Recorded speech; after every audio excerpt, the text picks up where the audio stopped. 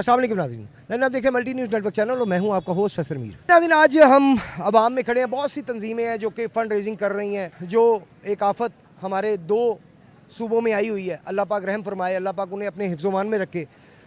जो बचे हुए हैं, अल्लाह पाक उनकी ज़िंदगी तंदुरुस्ती करे और हुक्मरानों को ये सोच दे कि उनकी खिदमतगारी करनी है, उनका ध्यान करना है, उनके घर दोबारा बनाने हैं, उन्हें खुराक पहुँचानी है, उन्हें कपड़े पहुँचाने हैं, उन्हें खैमे पहुँचाने हैं। हाल तो ये है कि जो 4,000 का खैमा था कल तक, वो आज खेमा 10,000 रुपये का हो गया है।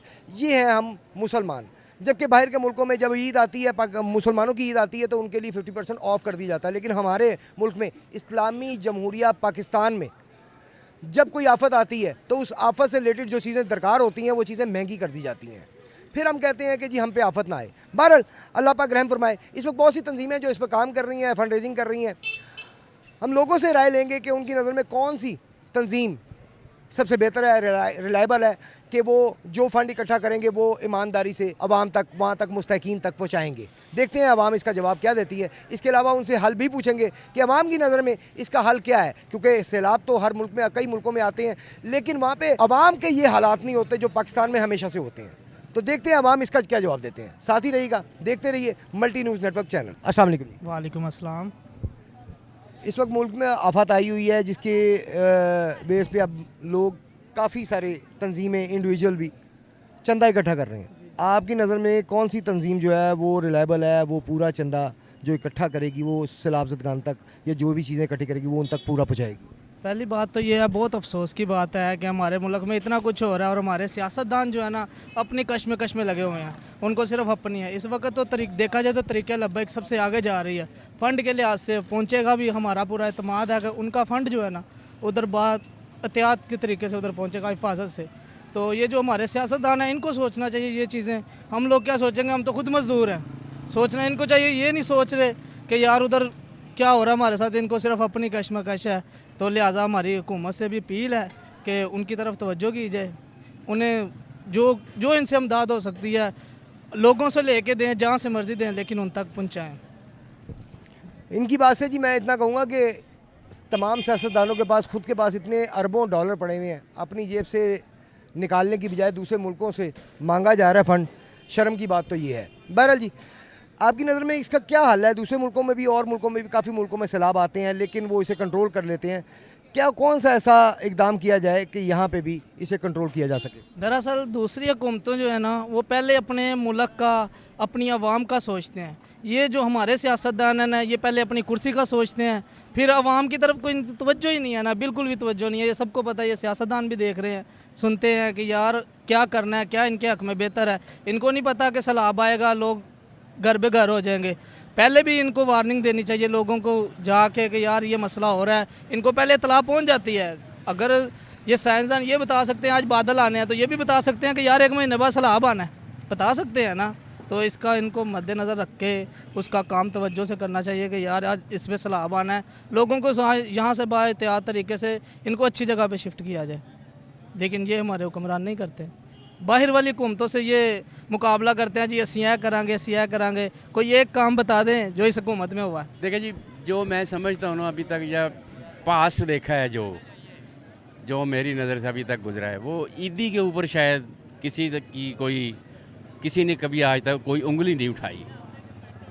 तो वैसे तो बहुत से लोग कर रहे हैं, इंडिविजुअल लेवल पे भी कर रहे हैं, बैंक्स भी कर रही हैं। तो मेरे हिसाब से अगर आप ईदी वालों को देंगे तो मान लो कि भी वो जहाँ भी लगाएंगे वो बेहतर ही लगाएंगे। बहुत से मुल्कों में सैलाब आते हैं लेकिन इस तरह नुकसानात नहीं होते। हमारे पाकिस्तान में हमेशा जब भी सैलाब आया है इसी तरह ही बुरा नुकसान होता है, जानी नुकसान भी होता है, माली नुकसान भी होता है। इस दफ़ा तो हद ही हो गई है। आज तक इस लेवल का नुकसान पाकिस्तान में जानी और माली नहीं हुआ जो इस दफ़ा हुआ है। इसका क्या हल समझते हैं कि क्या हल किया जाए कि इससे मुस्तकबिल में बचा जा सके? वैसे मेरे ख्याल में देखा जाए ना, तो मैं तो ये समझता हूँ कि ये हमारी जितनी भी हुकूमतें आई हैं ये उनकी मिसमैनेजमेंट है। अब देखें बाहर दूसरे मुल्कों में वो 5-5, 10-10 साल की फोरकास्ट कर लेते हैं। उनके एक्सपर्ट्स जो हैं वो एक बता देते हैं फिगर्स कि जी ये इस तरह का कोई हादसा होने वाला है या हो सकता है, वो उसकी तैयारी शुरू कर लेते हैं। बदकिस्मती ये है कि हमारे मुल्क में ऐसा ना कोई हुकूमत आई है ना ही कोई कोई मल्टीनेशनल टाइप की कोई ऐसा अदारा आया है जो इस चीज़ पे काम करे। और मुल्क को ये जो अनसर्टन हालात हो जाते हैं, खड़े खड़े समझो ये हालात हो गए, इनको समझ ही नहीं आती फिर, तो ये नतीजा मिसमैनेजमेंट का है। मेरी नज़र में इस वक्त सब लोग कर रहे हैं, गवर्नमेंट भी कर रही है, फ़ौज भी कर रही है, और मुख्तलिफ जो है वो हमारी जो तंजीमें हैं, जिस तरह से जमात इस्लामी वाली है और ईदी फाउंडेशन है, वो भी कर रहे हैं। तो आई थिंक कि अगर मैं किसी को अगर कोई पैकेज बना के अगर मैं डिलीवर करूँगा तो मैं वो ईदी फाउंडेशन को करूँगा। ईदी फाउंडेशन आपकी नज़र में रिलायबल है? अगर मैं वो मेरा प्लान भी है, इंशाल्लाह मैं एक बॉक्स तैयार कर रहा हूँ जिसमें कुछ पुराने कपड़े भी होंगे, कुछ खाने पीने की अशिया भी होंगी, और कुछ जो डिस्पोजेबल आइटम्स होती हैं, जो एज सच पूरे का पूरा बैग जिस तरह से वहाँ पे डिलीवर करते हैं लोग, तो वो पूरे का पूरा बैग एक फैमिली को चला जाए, तो इंशाल्लाह मैं ईदी फाउंडेशन को ही डिलीवर करूँगा। सर, इसके अलावा आप क्या समझते हैं कि जो कई मुल्कों में सैलाब आता है लेकिन इस तरह जानी नुकसान, माली नुकसान नहीं होता, इसका पाकिस्तान में क्या हल होना चाहिए कि जिससे इस चीज़ को कंट्रोल किया जा सके, इस चीज़ से आवाम को बचाया जा सके? डैम्स बनाएं। डैम्स अयूब खान के दौर के बाद किसके पास बने हैं, किसने डैम बनाए हैं? ठीक है, छोटे छोटे डैम्स जो हैं वो बनते रहे हैं, लेकिन वो बिजली बनाने के लिए हैं, वो कोई इतना ज़्यादा, जिस तरह से आज मानसून का इस वक्त जो क्राइटेरिया चल रहा है, और ये आफत अल्लाह ताला इससे हम लोगों को महफूज करें, और ये बहुत शदीद किस्म का जो है ना वो बुहरान है इस वक्त पाकिस्तान के ऊपर, तो अल्लाह ताला हमें इससे जो है ना वो निकलने की जो है वो सकत अता फरमाए, और हम जो लोग वहाँ पे अपने भाइयों के लिए कर सकते हैं वो कुछ करें। तो इसका जो बुनियादी एक हल है वो यही है कि हमें डैम बनाने चाहिए, हमारी गवर्नमेंट्स को डैम बनाने चाहिए। हम लोग डैम्स के बारे में इतने सारे फंड्स भी देते रहे हैं, उसका एक फ़ंड रेजिंग भी होती रही है, लेकिन अल्टीमेटली जो है ना वो एक जो डैम हम छोटे बचपन से सुनते आ रहे हैं, कालाबाग डैम बनेगा, कालाबाग डैम बनेगा, कालाबाग डैम नहीं बना। जब कालाबाग डैम नहीं बना, जो दूसरे डैम्स हैं तरबेला, मंगला, इसमें भी बहुत ज़्यादा पानी आता है, तो फिर ऐसा ही होता है। ज़ाहिर बात, अब सैलाब आ रहा है, बारिशें इतनी ज़्यादा हो रही हैं कि मतलब इसका सिर्फ मैं मतलब अगर इसको कंक्लूड करूं तो इसका सोल्यूशन सिर्फ डैम बनाना ही है और कुछ नहीं है। इसका सलूशन सिर्फ और सिर्फ डैम बनाना ही है, और यही हकीकत है। ये हमारे हुक्मरानों को समझना चाहिए और इस चीज़ पर संजीदगी से गौर करना चाहिए, और इस पर अमल भी करना इस वक्त बहुत ज़रूरी हो गया है। सर, सबसे पहले तो इस वक्त कोई भी तंजीम ऐसी नहीं है जो मुकम्मल, जो ईमानदारी के साथ सारा फ़ंड जो हम देते हैं वो उन तक पहुँचाए। सारी बात है, आप कोई भी देख लें, कोई भी तंजीम है, ये नहीं कहता कि ये जो सियासतदान है या कोई इसके अलावा कोई और तंजीम, ये सबसे पहले अपना देखते हैं। जब इनका अपना होता है और फिर अपनी जेबें भर जाती हैं, उसके बाद ये आगे देखते हैं कि अब हमने उनको क्या देना है, कुछ बचा भी है या नहीं बचा। इसका सबसे बेहतर हाल ये है कि अगर आपके इतने फोर्सेस हैं तो आप डायरेक्ट जाके वो बंदों को ढूंढ के उनको दें और दुआएं भी लें, क्योंकि आपने इधर अपना दे देना है, आपने अपना काम कर देना, आगे उन तक पहुँचे ना पहुँचे वो अब आपको नहीं पता क्या हो रहा है क्या नहीं। अगर आपके सियासतदान ईमानदार हो, सारी बात है, अब ऐसे मुल्क है जहाँ पे 12 महीने बर्फ़ रहती है और बारिश के भी इम्कान बहुत ज़्यादा होते हैं, वहाँ नहीं कभी देखा कि सैलाब आए हैं और लोग तबाह हो गए हैं, पूरा मुल्क तबाह हो गया है। अब इस टाइम हमारा मुल्क का तकरीबन 70% हिस्सा जो है वो तबाह हो गया हुआ है, और ये सियासतदानों को सोचना चाहिए। ये 40 साल से सिर्फ एक दूसरे की टांगें 75 साल से, 40 साल कम कह दिए, 75 साल से एक दूसरे की टांगें खींचने चले हैं कि मैं इसको गिरा के खुद बैठ जाऊँ कुर्सी पे, लेकिन अवाम का किसी ने नहीं सोचा। मैं ये चाहता हूँ कि जितने भी ये पाकिस्तान के सियासतदान हैं, इनको अपनी लड़ाई पहले बंद करनी चाहिए, और तहरीक लब्बैक जो सबसे ज़्यादा जो पाकिस्तान के लिए काम कर रही है, तंजीम के लिए पैसा इकट्ठा करके सलाह अफजल खान को दे रही है, तहरीक लब्बैक सबसे ज़्यादा कर रही है, और PTI। समझते हैं ये दो तंजीमें जो हैं वो पूरा पहुँचा रहे हैं। वैसे तो बहुत सारी जो है तंजीमें कर रही हैं, लेकिन मेरे हिसाब से, मेरी नज़र में जो सबसे ज़्यादा अच्छा काम कर रही हैं वो जमात इस्लामी और तहरीक लब्बैक कर रही हैं। जमात इस्लामी और तहरीक लब्बैक, मैंने जो फंड रेजिंग की है वो मैंने की है तहरीक लब्बैक को। सबसे पहले जो सलाब जो काम कर रही है ना, नंबर 1 वो हमारी पाक आर्मी है। जब भी पाकिस्तान के ऊपर कोई मुश्किल आती है, कोई मुसीबत आती है, तो पाक आर्मी ना सबसे पहले शाना बशाना होती है। सबसे पहले वो आर्मी वाले आगे होते हैं, फिर उसके बाद नेवी वाले हैं, और भी तंजीम है जैसे हमारी है ईदी वाले हैं, वो भी अच्छा काम करते हैं, और भी हैं काफ़ी जो शाना बशाना खड़े होते हैं। आप किसे रिकमेंड करते हैं? मैं पाक फौज को करता हूँ, वो हमारे हीरो हैं, वो बॉर्डर के भी आगे होते हैं, हमारी जानों की हिफाजत भी करते हैं। और जब भी कोई मुश्किल आती है, पेश आती है, जंजला आए पाकिस्तान में, सैलाब आए, कोई और मुश्किल आए, वो शाना बशाना होते हैं, हमारे शेर दिल हैं वो। हम पाक फ़ौज को सलूट करेंगे और पाक फ़ौज को सलाम करेंगे, हमारे हीरो हैं वो। जी, सबसे पहले तो मैं ये चीज़ कहना चाहूँगा कि देखें, पाकिस्तान में अगर कोई एक बेहतरीन अदारा है जिसके हमें देखते हुए काफ़ी टाइम गुजर चुका है, वो एक है शौकत खानम। अभी इमरान खान अपनी फ़ंड रेजिंग की वो टेलीथॉन स्टार्ट करेगा मंडे को, जो अभी तक न्यूज़ हमने सुनी है उसके रिलेटेड। अब दूसरी बात ये है कि हमारे पास ऐसा प्लेटफॉर्म नहीं है जिस पे अवाम एतमाद कर सके। चंद एक जो कह लें एक मखसूस तबका है जो इमरान खान का फॉलोवर है या उसका चाहने वाला है या उसका सपोर्टर है, वो तो शौकत खानम को, जैसे ओवरसीज़ पाकिस्तानी हैं वो भी शौकत खानम को फ़ंड रेजिंग करते हैं, ठीक है, वो अदारा चलाने के लिए या जो भी। लेकिन इमरान खान को फ़ंड इतना दिया जा रहा है, क्यों दिया जा रहा है? उसकी क्रेडिबिलिटी है, वो ईमानदार है, वो पैसा लगा रहा है, अवाम उसको दे रही है। जब उसकी गवर्नमेंट गई यहाँ से, हमारा जो ओवरसीज़ पाकिस्तानी थे उन्होंने पैसा निकालना शुरू कर दिया। उसकी वजह क्या है? उसकी वजह सिर्फ एक है, क्योंकि अवाम को इन हुक्मरानों पे एतमाद नहीं है। सैलाब आया है, क्यों आया? बलूचिस्तान में कितने डैम बने? 30 से 45 आई थिंक कितने ही हैं जो मैंने सुना हुआ है और आप सबको पता भी है। वो सारे बह जाते हैं, कभी बारिशों की वजह से, कभी छोटे सैलाबी रेलों की वजह से। क्यों बह जाते हैं? मटेरियल वैसा यूज़ नहीं होता, मटेरियल वैसा। वो कॉन्ट्रैक्टर ने तो वाजिया कह दिया, ऑन कैमरा कह दिया कि 30% तो मुझे कमीशन देनी पड़ती है, तो 70% बचेगा, उसमें से ऑब्वियसली वो 25% खुद भी उन्होंने बचत रखनी है, तो 45 या 50% में फिर इस तरह का ही डैम बनती है। सर मसला यही है ना कि पाकिस्तान में जो जितनी मक्खियाँ हैं वो सारी भूखी हैं, कोई यहाँ पे रजी हुई मक्खी तो आ ही नहीं रही। इमरान खान अगर पाकिस्तान में इस दफ़ा एक उम्मीद है या वो इस पूरे पाकिस्तान में एक उसकी मतलब कह लें कि वर्थ है या उसके फ़ैन फॉलोइंग इतनी ज़्यादा है, उसकी वजह सिर्फ एक है, वो बंदा पैसे से आज़ाद हो चुका है। उसने सारी मीन्स के एक अपना अच्छा लाइफस्टाइल देख चुका है। वो अभी भी चाहे वो एक इंटरव्यू से करोड़ों रुपया कमा सकता है। ये लोग उसे तोशाखाना में घसीट रहे हैं। वो तो सुप्रीम कोर्ट ने ख़त्म कर दिया केस। वो तभी ख़त्म हुआ है ना जब उन्होंने कहा कि पिछले 15-20 सालों का रिकॉर्ड लेकर आए, तो उन्होंने ख़त्म कर दिया क्योंकि उनके अपने कच्चे ठट्टे बीच में खुल जाने थे।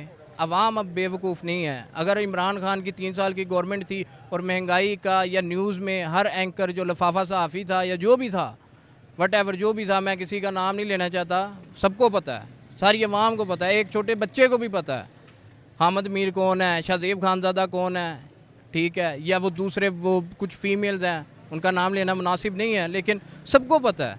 किसको नहीं पता? ये पाकिस्तान की रियलिटी है। अब इसको मानना चाहिए। हमारे जो ताकतवर हल्के हैं उनकी अना का मसला बना हुआ, अगर वो अपनी अना का मसला छोड़ दें, आज पाकिस्तान ठीक हो जाएगा? क्यों नहीं होगा?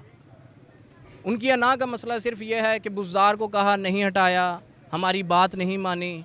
और अगर फॉर एग्जांपल इस तरह की कोई गवर्नमेंट आ जाती है तो कल को उनका मतलब रोज़ी रोटी बंद हो जाए। हमें 30% में से शहबाज शरीफ की 14 अरब की करप्शन आ गई, FIA की, कभी नैब की इतनी आ गई, हम 40 अरब रुपए की करप्शन पे हम हैरान होते हैं और हम उन्हें चोर कहते हैं। कभी इनका भी तो एहतसाब करें। इनके एहतसाब के लिए कौन सा अदारा ऐसा पाकिस्तान में मौजूद है? सैलाब मुतासरीन के अलर्ट नहीं जारी हुआ, सिंध में अलर्ट नहीं जारी हुआ। सर वो तब होगा ना जब शहबाज गिल के अलर्ट से फुर्सत मिलेगी, जब जमील फारूकी के अलर्ट से फुर्सत मिलेगी, वो तब अलर्ट जारी होगा। अब कैसे अलर्ट जारी होगा? उससे बड़ी नाकस सिक्योरिटी और क्या होगी कि हमारे यहाँ पे सिक्योरिटी अदारे के जो अफसरान हैं वो जब रिटायर होते हैं बाहर के मुल्क जाके बस जाते हैं। वो वहाँ पे कोई आइलैंड का मतलब मालिक बन रहा है, कोई क्या कर रहा है, कौन पूछेगा इनको? यहाँ पे टैक्स दे दें, एक टॉफ़ी पे हम टैक्स देते हैं।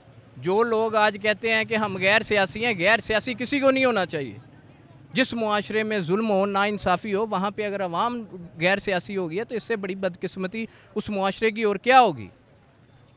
और जो पाकिस्तान के साथ अब हालात चल रहे हैं, ये तो अल्लाह माफ़ करे, अल्लाह ताला बचाए। जो ये सैलाब मुतासरीन हैं उनकी मदद करें, हम उनको सपोर्ट करें, उनकी जो भी नुकसान हुआ है उसका अजाला करें। लेकिन मेन सवाल ये है कि हमें 75 साल हो गए हैं, इंडिया की तरफ से पानी छोड़ दिया जाता है, यहाँ पे ववेला खड़ा हो जाता है, यहाँ पे हमारे लिए मुश्किल खड़ी हो जाती है। हम क्यों नहीं उसका मतलब अजाला कर रहे, क्यों नहीं स्टेप ले रहे, क्यों नहीं कंस्ट्रक्शन कर रहे, डैम यहाँ पे नहीं बन रहे, उसके ऊपर सियासत हो जाती है।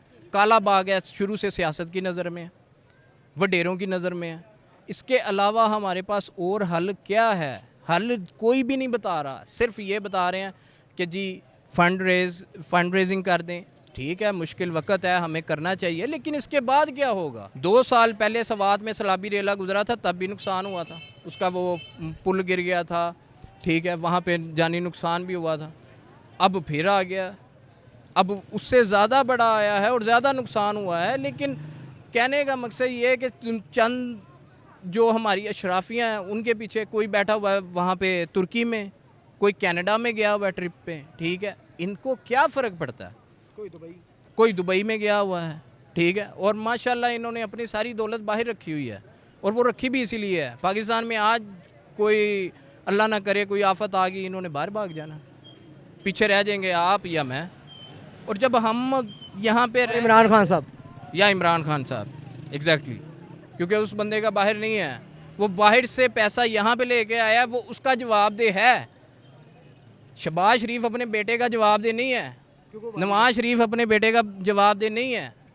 हमें ज़हनी गुलाम बनाया। हमारी सबसे बड़ी बदकिस्मती ये है कि हमें 35 साल में ज़हनी गुलाम बनाया गया, और हमारी ज़हनी गुलामी यहाँ इस हद तक चली गई थी कि यहाँ पे हम कहते थे कि अवाम कहना शुरू हो गई थी खाता है तो लगाता भी है। और भाई खा किसका रहा है? एक रोड बन रही है 1 किलोमीटर की, वो बन रही है 17 करोड़ रुपये में, इमरान खान की गवर्नमेंट। हालांकि उसमें भी करप्शन होगी, छोटे लेवल पे या जो कॉन्ट्रैक्टर होगा उसकी भी करप्शन होगी। वो बन रही है 17 करोड़ पे, और इनके दौर में बन रही है 41 करोड़ में। कितना ज़मीन आसमान का फ़र्क है। किस रोड की बात कर रहे हैं? ये जो इधर वापडा टाउन वाली रोड बनी है शौकत खानम से आगे। अब ये हमारा हाल है, हम जब इस पस्ती में या इस ज़हनी गुलामी में रहेंगे कि जी वो खाता है तो लगाता भी है। हम माशाल्लाह साहब को पता नहीं किस बेवकूफ़ इंसान ने बताया कि उसकी पॉपुलैरिटी 7% रह गई है और उसे निकाल दिया जाए, ठीक है। और जबकि प्राइम मिनिस्टर वो है, प्रिजनर वैन कौन भेज रहा है? सब आवाम ने देखा है, लेकिन छुपे बैठे हो यार। या तो फ्रंट में आ जो, इलेक्शन लड़ लो, MNA बन जो, वज़ीर आज़म बन जो, या फिर इस तरह की हरकतें छोड़ दो। हमें जो इख्तलाफ है, हमें उस फौजी जवान से इख्तलाफ नहीं है जिसकी माँ छोटे बच्चे से लेके इतना बड़ा मतलब उसकी परवरिश करके इतना बड़ा करती है और वो बॉर्डर पे खड़ा करती है, ठीक है, और उसे पता है कि गोली चली तो सीधा मेरे सीने में आगे लगेगी। हमें उससे इख्तलाफ नहीं है, वो हमारा असल फ़ौजी है जिसकी वजह से आज हम घरों में महफूज हैं। असल फ़ौज हमारी वो है, ये फ़ौज नहीं है हमारी कि ये और नीचे जो 5 लोग उसके बैठे हुए हैं जो आगे नॉमिनीज़ हैं, ठीक है। अब वो लोग इसलिए चुप बैठे हैं कि हम बोलेंगे तो हमारी प्रमोशन या डिमोशन मतलब भी ना हो जाए। तो इख्तलाफ जो है वो ऊपर बैठे हुए लोगों से है जो 70% बजट खा रहे हैं। 70% बजट हर साल लेते हैं। 2 साल बाद सुनने को आता है एक हेलीकॉप्टर चाइना से ले लिया है, ठीक है, या 2 जेट रूस से ले लिए हैं। इसके अलावा बाकी सारा बजट कहाँ पे जा रहा है? हर चीज़ जो है इस मुल्क में उसके पीछे करप्शन घुसी हुई है। वो ऐसे रची बसी हुई है कि आप यहाँ पे ये मार्केट में खड़े हैं, यहाँ पे भी अगर आप कहेंगे तो हर बंदा अपनी प्रॉफिट ले रहा है, लेकिन ये लोग मेहनत कर रहे हैं। जिन्होंने मेहनत टकेगी नहीं की, जो ग्वाल मंडी से काउंसलर नहीं इलेक्ट हो सकते थे, वो आज पाकिस्तान के प्राइम मिनिस्टर हैं। जो मुर्गियों से कमीशन और मुर्गी की कीमत जो है 400-500 पे जिसने पहुंचा दी थी, वो यहाँ का वज़ीर आला बन गया था। तो ये तो हमारी ज़हनी पस्ती है। यहाँ पे हम कुछ नहीं हैं। हम लोग जो 22 करोड़ अवाम है, ये कुछ नहीं है। जो मेन कंट्रोलर हैं या जो इस मुल्क का मतलब कह लें कि नुकसान या उसकी धज्जियाँ उड़ा रहे हैं, ठीक है, वो सिर्फ वो लोग हैं जो पार्लियामेंट में बैठे हुए हैं। आज इस अवाम को ये शऊर है और इसका क्रेडिट सिर्फ इमरान खान को जाता है। कोई माने तस्लीम करे ना करे, दिल में हर कोई बंदा मानता है। ये नून लीग भी मानता होगा, ये पीपल पार्टी भी मानती होगी, सब कोई मानता होगा कि सारा क्रेडिट इमरान खान को जाता है कि उसने ये शऊर दिया है। और सबसे पहली बात तो ये कि इलेक्शन से पहले उसने शऊर दिया और गड्ढा अपने लिए खोदा था, जिसकी वजह से जब वो गवर्नमेंट में आया और हर किसी ने कहा महंगाई होगी, आवाज़ें उठाते थे। उसके अपने सोशल मीडिया के वर्कर्स जो उनसे थे वो मतलब उसके खिलाफ आवाज़ें उठाते थे। तो ये शऊर है। अगर कल को हम खुद उस वक्त आवाम की आवाज़ पहुँचाते रहे हैं। आप भी अवाम की आवाज़ पहुंचाते रहे हैं, सब कुछ है, लेकिन अब आप तो चले यहाँ पे, मैं आपको अप्रिशिएट करता हूँ कि आप इस इशू को सुन रहे हैं या आप टीवी पे दिखा रहे हैं, लेकिन वो लोग जो मीडिया के बड़े बड़े सहाफ़ी बने फिरते हैं, ठीक है, या जो लोग यहाँ पे इतनी फैन फॉलोइंग ले के मीडिया का बड़ा सहाफ़ी क्यों बनते हैं? सिर्फ इसीलिए कि एक दफ़ा जो ताकतवर हल्के हैं उनकी नज़र में आ जाएं, फिर बड़े बड़े किकबैक्स भी मिलेंगे, बड़े बड़े लिफाफे भी मिलेंगे, आमों की टोकरियाँ भी मिलेंगी, ठीक है, फिर सब कुछ मिलेगा। सिर्फ स्ट्रगल ये नहीं है, आजकल पाकिस्तान की सहाफ़त में स्ट्रगल यही रह गई है। कोई क्राइम रिपोर्टर है, उसने कोई क्राइम रिपोर्ट करना है, ठीक है, उसके सिर्फ एक मकसद होगा, मैं किसी की नज़र में आ जाऊँ। खबर आ गई है, दबा ली है, खबर आ जाएगी, दबा लेंगे, फिर पूछेंगे जी सरकार कर दें या रहने दें। निगोशिएशन होगी उस पर। नेगोशिएशन इस तरह की होती है, असल में नेगोशिएशन की भी तौहीन है ये वर्ड यूज़ करना। नेगोशिएशन नहीं है ये, असल में सौदेबाजी है। नेगोशिएशन जो उनसी है वो तो मीन्स के एक अच्छे मामलात में इंसान करता है जहाँ पे बेहतरी हो किसी अदारे की, किसी मुल्क की। ये तो सौदेबाजी है जी। ये बात इनकी बिल्कुल मानने वाली है कि अवाम में जो शऊर आया है, शऊर बेदार किया है, बच्चा बच्चा सियासत में इन्वॉल्व हो गया है, इसका वाकई में क्रेडिट पीटीआई को ही जाता है, इमरान खान साहब को ही जाता है, इसमें कोई दो राय नहीं है। जी नाज़रीन, दो सवालात हमने अवाम से किए। नंबर एक, कौन सी तंजीम बेहतर है, रिलायबल है आपकी नज़र में, और दूसरा सवाल कि इस आफत से बचने का क्या हल है। लोगों ने मुख्तलिफ जवाब दिए पहले सवाल के, और दूसरे सवाल का एक ही जवाब मिला हमें हर बंदे से कि इसका एक ही जवाब है, वो है डैम। और डैम बनाने इस वक्त बहुत ज़रूरी हैं। इंडिया ने छोटे छोटे डैम बनाए अपने मुल्क में, वो पानी स्टोर कर लेता है, पूरा साल उससे फ़ायदा लेता है और आवाम को भी उसका फ़ायदा पहुंचाता है। जबकि हमारे हुक्मरान इन 75 सालों में आज तक कोई हुक्मरान ऐसा नहीं आया जिसने इस चीज़ पे तवज्जो दी हो। काला बाग डैम बचपन से सुनते आ रहे हैं, लेकिन आज तक वो बन ही रहा है, लेकिन बनने दिया नहीं जा रहा। मैं समझता हूँ कि इसमें हमारे ताकतवर जो इदारे हैं उन्हें सामने आना चाहिए और उन लोगों को हटाने में हुकूमत का साथ देना चाहिए जो कि ये डैम बनने नहीं दे रहे। ये बात क्लियर है कि अगर वो डैम बनता है तो बहुत सारे सरदार और वडेरे जो हैं उन्हें बहुत नुकसान होगा, उन्हें उनके जो आज मुलाजिम मिल रहे हैं वो नहीं मिलेंगे, क्योंकि ये हकीकत अटल हकीकत है कि काला बाग डैम अगर बन गया तो उसके जो गिरदो नवा में जो ज़मीनें हैं, जिन लोगों की ज़मीनें हैं, वो खुशहाल हो जाएंगे और वो उनकी नौकरी छोड़ देंगे। ये है असल हकीकत, लेकिन ये हकीकत जल्दी आपको कोई बताएगा नहीं। हकीकत यही है कि उन वडेरों को मुलाजिम नहीं मिलेंगे, नौकर नहीं मिलेंगे, गरीब तबका नहीं मिलेगा, इसलिए वो काला बाग डैम बनने नहीं देते। लेकिन हमारी हुकूमत को और हमारे ताकतवर इदारों को चाहिए कि इस चीज़ पर गौर करें और उस डैम को बनाने में अपना किरदार अदा करें ताकि इन मुसीबतों से आवाम को बचाया जा सके। दूसरा, सिंध में, ख़ासकर सिंध के इलाका में पहले से इन्फॉर्म नहीं किया गया, नहीं बताया गया आवाम को, और ना वहाँ से आवाम को निकाला गया, जो कि बहुत ज़रूरी था। उनकी ड्यूटी थी कि वहाँ से आवाम को निकालते और सेफ़ जगह तक पहुँचाते, नहीं पहुँचाया गया। बहरहाल अल्लाह पाक इन हुक्मरानों को इस चीज़ की तौफीक दे कि वो अपने चौंचलों से, अपनी लड़ाइयों से और अपनी अय्याशियों से हट के आवाम के बारे में भी सोचें। देखते रहिए प्रोग्राम मल्टी न्यूज़ नेटवर्क। फ़िलहाल के लिए अपने होस्ट फैसल मीर को इजाज़त दीजिए। अल्लाह हाफ़िज़।